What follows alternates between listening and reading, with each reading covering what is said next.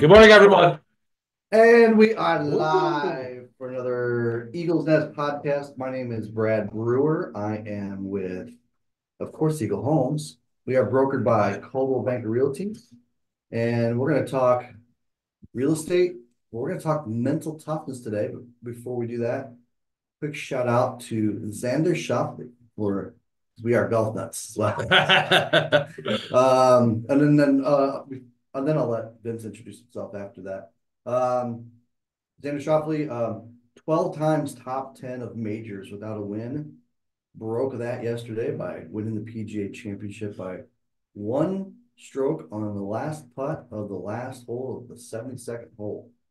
What a cool golf course. We might get into that, but we're going to talk mental toughness. And I am, of course, here with Vince Devall. Hey, guys. Good morning, everyone. that was really, I felt that one. I bet you Hey, did. good morning, everybody. I'm not really here. I'm I'm excited. trying. I'm trying to get this shared to our other page. He's Jackass. just so you know, for those that don't notice, we normally do this to the Burlington, Wisconsin area shop local page, which we still haven't changed the title of that page. But it's Zoom's not letting us lately. Yeah. So anyway, we will post it to that page, but you get us on the Eagle Homes team page, which is awesome. A couple things while Vince is getting ready too, and letting him focus. The team is crushing it. I think we have 14 closings in May as a team, 14 closings already for June, with plenty of time to add more. We've got a little challenge for the team too for June, which we'll just keep that internal for now. Yeah, we'll see what happens with that. Yeah, if they what did we say we'd do if they We're throwing them a oh yeah, pool, pizza party, family party get together. party at Vince's mansion. Yeah, Just kidding, it's not really a mansion. it's not at It's a all. nice size house. It's a nice size home. It is a nice size home. Yes. But it's definitely not a mansion. I mean, it's weird. There's not a dual vanity in the master bathroom, but Or that primary suite, however you like to not a call it. three-car garage. Not a 3-car garage, but it's a big garage. You could probably get 3 cars in there, Oh, I could. Like, depending on their size. yeah, I can get a little Fiat in the back. Yeah. I wanted to share with everyone. I wanted to share with everyone real quick. We're going to talk about mental health, mental toughness today, not only in real estate but in life in general. Yeah. And with that being said, like the housing market for everybody is tough, and so I wanted to share some quick stats that I pulled up. The MLS shared their April stats last week. And so I wanted to share with you guys Racine, because we're in Racine County. We're at the Loop Commons right now in Burlington. And wanted to share just some quick stats for you. And we're going to look at 2023 compared to 2024. Okay. And right now, new listings are down 2%, 2.4% to be exact. Okay. Closed sales are up 1.1%. So it's really close. But here's the kicker: median home sale prices this time last year compared to today is up 20.6%. Wow. Okay. Now, I'm going to give you an even better one yet. Sales and starts volume, right? Yeah. Dollar. Okay. Dollars. Yep. So the median sale price a year ago was 223,000. Today it's 269,000. Do you know where we're at nationally? I don't. Because I think nationals are around 5%, It could be. which is what they kind of were projecting nationally. I think we might be slightly higher. There's some markets that are down. Yeah. But I think some of the luxury markets are down. Some states are down. Yep. But no, not Wisconsin. Not us. But here's the kicker. Okay. Everyone was like, oh, I'm gonna wait for interest rates to drop, right? Yeah. So a year ago, the average interest rate on this time of year last year was 6.76%. Mm-hmm. Today it's 7.09%. So if you bought that same house a year ago, your monthly payment would have been roughly $1,375. That's with 5% down. Mm-hmm. Okay, not tax or insurance included, just principal and interest. If you bought that same house today, you're going to buy a $69,000 house at a 7.09% interest rate. That's the average today. Mm-hmm. Your monthly payment is exactly the same thing, $1,375. That's crazy. It was this weekend. Again, happy birthday to our team member Candace Black. Yeah, happy 40th, Candace. Entered her 40s yesterday, but she had a birthday party at her house Saturday night. Yeah, I relived my 20s. I'm not going to tell you. Okay. Uh, so we went, had a great time. It was a lot of fun. Played some games I haven't played since college or in my 20s, obviously. But someone at the party said something about people waiting. What happens if people wait? Is that a good thing? And I just laughed Right. because I'm like, we get that a lot. I'm gonna wait for the drop. I'm gonna wait for the crash. First of all, there's no projection of a crash. What would a crash be? I don't know what industry experts call a crash. I would say probably anything upwards of 10% would be a That crash. was my guess. That's where I'd I would have say went. 5 to 10% would be a significant dip in the market. Yeah. Normal dips in real estate market outside of crashes are usually less than 5%. But now you're seeing still these 20% increases year over year. When will it stop? When will it end? Here's the issue, and this is what I said. The problem is, and I say the problem is for, I think, first-time home buyers, these people that are waiting, Yeah. is that real estate in general, regardless of what the markets are doing, regardless of whatever, it's literally economics 101 is a lot of it, which means supply and demand. We've had demand up for years, inventory low, which causes the demand to continue to increase. Sorry to our Illinois folks, but you've ranked in the top 5 of states moved out of for the last decade plus. Where are you moving to? Well, a lot of them are moving to Wisconsin, right? Right. So we've just got a lot of things going for us that aren't going to give us this Yeah. potentially even a dip, or even definitely not a crash. Right. Right. Yeah, are there some things that could change that? Sure. I'm just telling you the percentages are out there. If you're waiting for it, you're going to spend 100% interest renting or pay the same amount or more than you would be putting 5% down on higher interest rates. Oh, Yeah. and by the way, they're still projecting interest rates to go down into the fives at some point this year. Is it Yeah. going to be 4? It's going to be 5.1? Probably not, but that's what they're I'm projecting. guessing 5.99999999. Even if it is, welcome to the new norm. The numbers are right there. Just Vince told you. Wait another year, and then you could have had a payment for 1375 this year. What was the price point on that you did? 260. It was 269. It was the median. So 260 house. Which I get it. There'll be less 260 houses, by the way, Yeah. if this continues to happen. So Yeah. it's Uh, just get with your real estate advisor. Hopefully it's us. yeah. I love it. Let's jump into one last thing on that and supply and demand. Mhm. I had a listing that went live last Wednesday. We went under contract on Friday/Saturday morning. 5 offers on the table, all 4 of the 5 over list price. But here was the kicker out of them. 3 out of the 5 were people that were downsizing. Mhm. And so, 3 out of the 5 were trying to take a house that would have been a perfect fit for a first-time home buyer. But Mhm. the 3 out of the 5 were also my highest bids. Okay. Okay, because they had they had the equity in the house that they sold or were Sure. selling or in life in general. Sure. So, it's good. It's good. It's still tough for first-time home buyers. With that being said, it's that mental toughness, like that. I don't know where we start. Let's talk about mental health and what you do as an individual to kind of get through that mental health. What are some of the things that where you deal with on a normal basis? But like for me, Mhm. it's a I kid you not, man. I go to the gym. I do burn boot camp. Yep. Happy birthday to Barb, who turned. I'm not gonna say, but man, that lady rocks it for her age, 70 years old. I will say, man, she rocked it out. What the hell? Not gonna say it. She's 70. Yeah, yeah. Barb. Nobody knows I, Barbara. no, Talking to you. You didn't give her last name. I think you're yeah, good. yeah. You're not. You're Rocking not. out burn You're not. boot camp at 70, but You're not a dick. I do notice that when I don't go to burn, my mental health and my mental toughness for that day is diminished. Mhm. It's not as good, right? Getting up and starting your day with an agenda, whatever it might be, but getting exercise, some type of physical fitness in really helps with mental toughness and mental health in general, right? Yeah. Um, Yeah. Because I'm obviously as a top fair coach and as a business coach to others, a lot of what we talk about with any new client, we continue to talk about.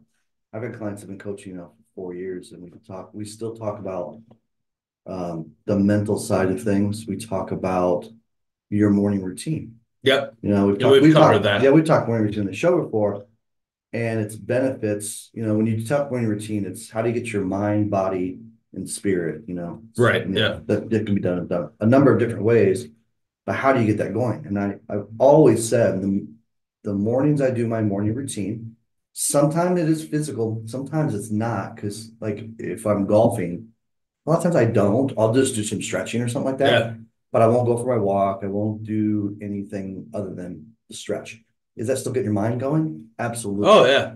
So when you don't do that, I just feel less energetic. I feel less productive. I feel like I'm not as focused. Right. So the mental side of things is huge. I mean, we started the show talking about the PGA and stuff like that. I mean, you hear people always throw out things like different percentages. Golf's a fun sport to do business analogies in a lot of different ways. But I've always said I think golf's 90% mental. Oh, 100. Yeah.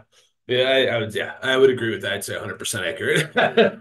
90% mental, 100% accurate, ladies. I mean, maybe it's less, but I think it is because it's you've just got to, this is, I don't want to go down this rabbit hole, Yeah. We're gonna cut him off there. but it just, there's so many thought processes. There's so many, everybody's got a different swing, even all the pros. Right. And there's nothing wrong with them, but it's their mental of how they approach it and the repetitiveness of it, Right.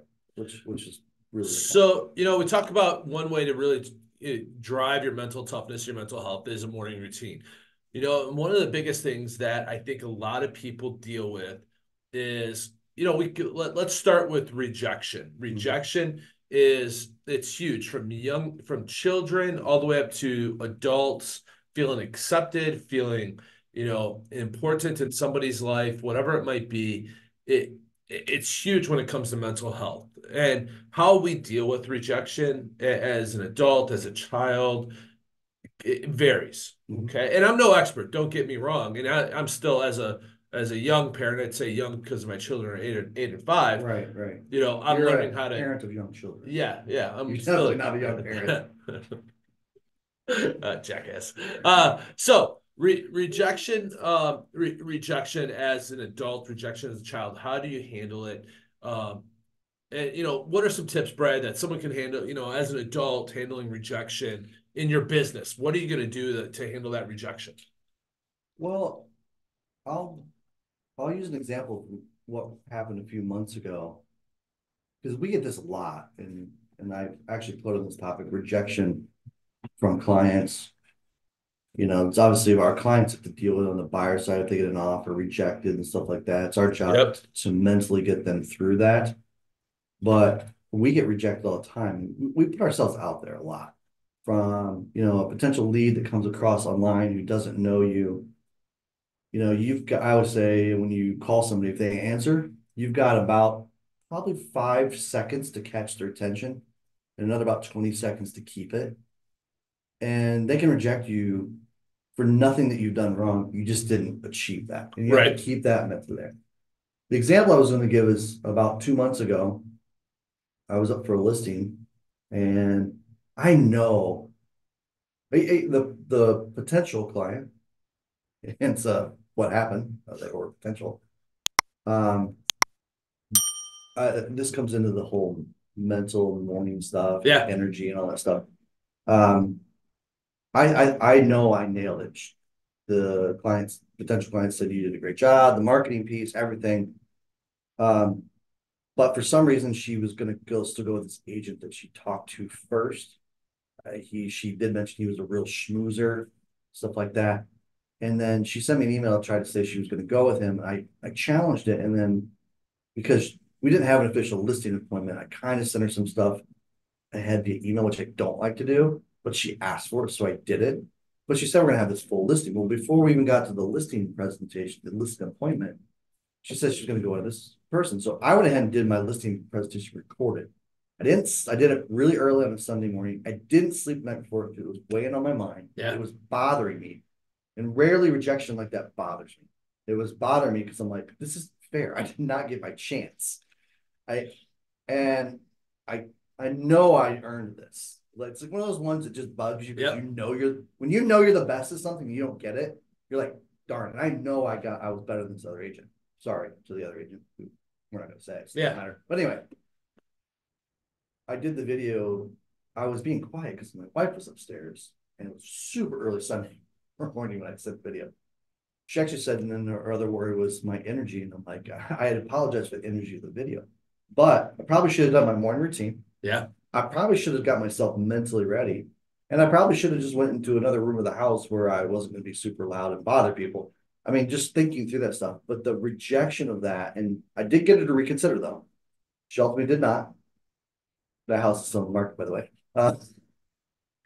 But that one bothered me for a good week. I actually got really down on myself. Like, what am I doing? Probably first time in maybe 2 weeks. No, probably second or third time in my career I was like, why am I doing this? Like, I Gotcha. don't even know why. Like, I was having things were going positive. I had a lot of other listings that were coming up, have some hit the market under contract. I think it has to do with the pressure that we put on ourselves. Right. And when you know you've done something to earn something and you're better than somebody, that rejection just hurts a little bit more. So let's talk about, so how did you overcome that rejection? What did you do? Obviously, we got to the rejection. You got it. It happened. Very simply, because I know it could go down 19 rabbit holes, this whole Yeah. subject. Yep. I remembered a colleague of mine who I really looked up to back in my Verizon days. He used to have this phrase he'd say all the time: "Is control you can control." Yeah. I could control what I did, what I thought I could have done better, which that whole energy piece in that video, done that different. I just said that. So I just thought through, I'm like, well, I could have done this, I could have done this. But I know, in fact, I know I heard the client say it, you're probably the better one to do it in this area. Because it's out of Geneva National. I know Geneva National. I'm a golf fanatic. I know the area. This other agent was not. And I just said, you know what? I did all I could do. If I controlled what I could control, I admitted a few things potentially I thought were mistakes from that energy level, that video that I did. I got to move on. So reflection. Yeah, So your rejection led to reflection, and yeah, obviously, I think it's going to make you a better person the next time you're put in an opportunity like this. You're going to evaluate and be like, all right, hey, this is what I got to do. absolutely. This is what I got to do different. And I think, right, rejection from potential clients or customers or even like kind of pushback from current customers Mm-hmm. can be tough mentally on us. And I really think that having a core group of people that you can talk to and reflect back with Yeah. is huge, right? Like on the team all the time, we have a group text message that we're bouncing ideas off one another. We have our team meetings on Monday, and I think we use that as a great opportunity to be like, WTF? Why am I doing this? Why? Because this business, and it just like any business, as a individual employee, a self-employed individual, sorry, it can be it can really tear down on you at times. You could go months, and people's perception versus reality sometimes can be miscued as well. And the reality is nobody knows like other things that affect you is, you know, April's kind of a weird wonky month for me. I got a lot of different types of emotions for personal reasons. I could sometimes be a little off certain days in February. I know this. I know it every year. Does anyone care? Nope. Is it their problem? Nope. So I have to mentally get through those days, those weeks that are going on. Other stuff that you can't control that pops up in your personal life. Your kid's up all night long, sick. At the end of the day, does your client care? Nope. Yep. Should they? Not really. I mean, they can show empathy. You could tell them, but at the end of the day, they want you to do your job, right? Yeah. So you have to mentally be able to really get through that stuff and do it in different ways. I know counseling has a bag. It's like, oh, A bad rap. you're in therapy. Oh, you're crazy. No, no. Some of the world's top business professionals, athletes, Wyndham Clark and Devall, like basically did his business being a sports therapist. He went Yeah. from like number 120 in the world to the dude's ranked like fourth in the world now Right. in about a year's span. Yep. So again, that whole mental thing, right? Yeah. Well, and I think too, I think right now, not think, I know with young children, mental perception versus reality and peer pressure amongst um their their colleagues, the other children in their class, whatever it might be. I mean, I remember my oldest used to not give a crap about what she looked like when she wore stuff to school. I mean, I'd have stripes going up on top, circles and stripes going across the bottom, and then like character socks on or something just random with flip flops, right? Sounds awesome. Yeah, yeah, she didn't care, but now things have changed. She's starting to care what other people think. My youngest right now has it's called fifth disease or fit. I don't even know what it is. It's a virus where your skin breaks out in a rash and it becomes itchy. Well, so she is self-conscious about these red arms that she has right now. Like, Mm-hmm. and it's only on the top side, not on the bottom side, but only on the top side. But she is very self-conscious about this. Mm-hmm. And how do you, I think it's a challenge for anybody to really work with your kids and kind of help them understand that, everybody's different. It is okay. It's not the end of the world. It Yeah, is okay. Peer pressure today sucks. Social media, that's oh my gosh. another level. Like, how many people laugh at us when we do these podcasts? Raise your hand. I laugh at myself. All the time. But if we care, do you think like we do it because it's fun? We do it because it's informative. Mm-hmm.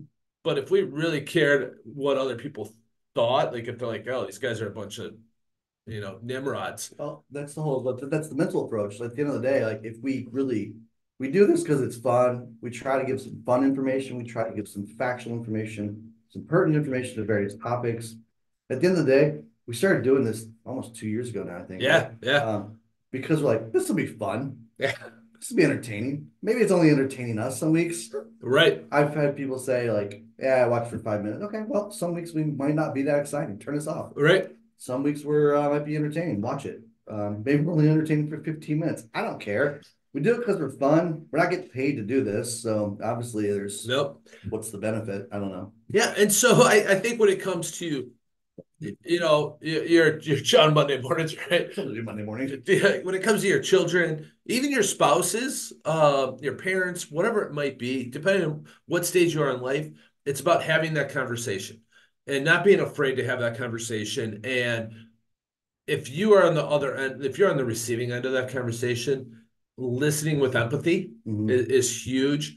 I'll give another example. A close someone close to us recently, threw stuff on social media about suicide, Mm-hmm. right? Kind of very, very, very tough subject. Mm-hmm. And as a parent, if this was your child, it can be very difficult to hear that, right? And how you respond to that is huge because it can shut down that child or it can open them up, right? So I think, in this situation, the parent got very defensive, got very not my child type of deal, can't happen, can't be. Um, and wasn't, I don't think was a great listener at that point in time Yeah. or was very empathetic and didn't ask questions to understand. Um, and that child shut down. Right now, they work through that, and they're in a much better place. Right. But as a parent, you almost have to at times take a step back and be like, okay, how do I want to address this? Right? Like, tough love. Like some people ask, is tough love a great tool?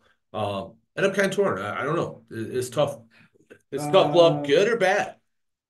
And it depends on the mental toughness of that child or that person. I I think there's a balance.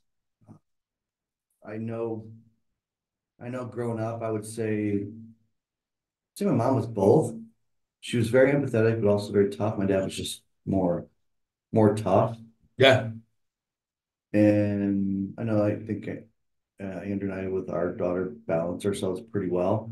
At least I'm sure we screwed her up to a degree. I think all parents screw their kids up. We're not perfect, but I think the thing, and I want to share some of my times recently where I've second guessed because I'm probably I know my wife says it's like nothing gets to you, nothing bothers you, nothing. And I am usually pretty calm in tense situations.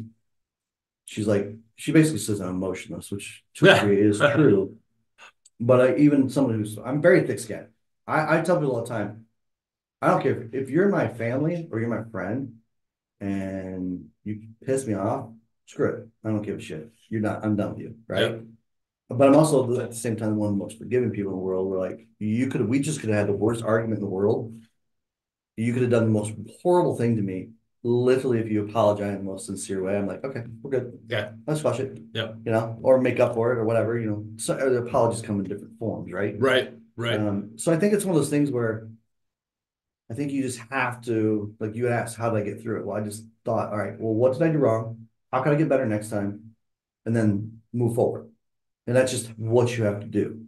And it can be bad. This just came up the other week. My wife's father, who's passed away, period of his life, used to say, man, if I didn't have bad luck, I wouldn't have any luck at all. That to me was like a mentality thing. Like, yeah, you can go through a string of just shit. Right. Like, damn, damn, damn. That's what happens in life, right? But you just have to keep like something will turn. Look for the littlest thing in your head. All right, well, this happened good today. Yeah. This happened good. And this could be the most serious things in life. This could be about something as ridiculous as that stupid golf game that we love. Yeah. I was talking with my buddies the other day. He's like, literally, like, I'm gonna quit golf. I suck. I hate it. And I'm like, why? Because Right. I'm just playing like crap. I'm like, so what? So what have you done to change that? He's like, nothing. I'm like, well, do something. Go have you got a lesson? Yeah. No. Do you just go play or do you go practice? I just go play. Practice. Yeah. Yeah. Yeah. It's Well, and I what are you gonna do think about it? It's kind of it, attitude. I think when you said, hey, you know what, that string of bad luck, I think everybody needs to celebrate the wins, no matter how small they are. We should celebrate the wins. Um, and even with your children, celebrate the wins because that's what they're going to remember. You can turn a very bad experience into something great if you celebrate the wins. Like if it, they did horrible on a test, but they got this one answer right that they've always struggled with, celebrate that win, right? And I'll say this, so because we have a couple of things on here, like I see on our notes, the whole we've talked about peer pressure, social media, the news. Sometimes, and I did this yesterday, I unplugged. Yeah. I I got up and I did some work in the morning. There was some stuff I was going to do in the afternoon, and I just felt a little drained mentally, a little drained physically, and I just shut it down yesterday. I didn't go on social media. I I only responded to a few texts that were on a new listing I had because, well, that got me excited for some potential offers. Other than that, I watched the PGA Championship. I hung out with my doggies. Wife's out of town, or I would have hung out with her too. She's out with her mom. She's with her mom right now. And I'm like, today I woke up and slept a little longer than I would have normally too on a Monday. And then, but I'm like, man, I feel really refreshed today. Yeah. I feel like a little bit like I feel like I was kind of getting a little bit of a funk, and I don't know if I'm completely out of it. I feel pretty good. That's good. I think I sometimes you have to think, unplug I, because there's so much negativity through those things that you mentioned yeah. that come at us. Yeah, and I think that's huge. A complete reset adds a ton of value. But and we'll wrap up with a couple things here, but one of them is fear of failure. Mhm. I think a lot of us, when it comes to mental toughness, it's fear of failure. And I will tell you that if you don't try and fail, you'll be afraid to continue to try, right? You have to fail in order to be successful. You have to fail to get experience. Mhm. You have to fail to move ahead in life. Those people that don't try and fail, they just don't get better at it, right? Like if you tell somebody you have to run a mile in 6 minutes, they're not if they go, oh, I can't do that, you're right. They won't be able to do that. Yeah. But if they start to try and continuously fail, and eventually a little bit, they get better and better and better, and eventually they break that 6 minute mile, and they're like, "Holy crap, I did it Yeah. because I tried." I see a quote that you're going to read, and I have one that I memorized because it's one of my favorite ones. I could never remember who said it. You actually know when I say it. So you told me last time, I forgot. But go ahead, because Yeah. So don't be afraid to fail. Be afraid not to try. did you know who said that? No, I friggin' idea, but I like Okay. it. So mine, I couldn't remember. I never can remember who said it, but it sticks with me. Is this talks about the mental toughness things? Whether you think you can or you think you can't, you're right. That's you think you can, you think you can't. Right. I think it's a president. Henry Ford, you were right. Wait, it's not a president. Yeah, he was. He was. Yes. He was. Who's the Ford that owns the Ford company? It's not Henry Ford, is it? Oh, I don't know. Well, we just call ourselves not Ford smart. family, whatever. What's Henry Ford? Oh, maybe it's American business magnate. Yeah, he's not Yeah, president. he's not our president. There was a Ford that was a Probably president. could have been. Yeah, There's a Ford. yeah, Gerald Ford. maybe. Yeah. Well, we got to run. I'm a Hey, history. By the way, I'm a history buff over here, and I can't figure this out. But memorizing 46 presidents. my 5-year-old is working on memorizing all the presidents right now. We have them laid out on a table. I used She's to. working I on it. used to. It's crazy. I struggle with especially probably pre 1960s anymore because See, I'm not studying it. we weren't afraid to fail there. We guessed at if they were a president or not. We could have just looked it up and Could have sounded just looked up, smart. not sound like jackasses. Anyways, let's wrap this up, guys. I'm Vince Devall with the Eagle Homes team on the Eagles Nest podcast. And I'm Brad Brewer. Be mentally tough, be strong, have an awesome week, and we'll see you not next week because it's Memorial Day, so Yeah. we'll be off. We'll see you in 2 weeks. Have a great week, everybody. Thank you. Bye.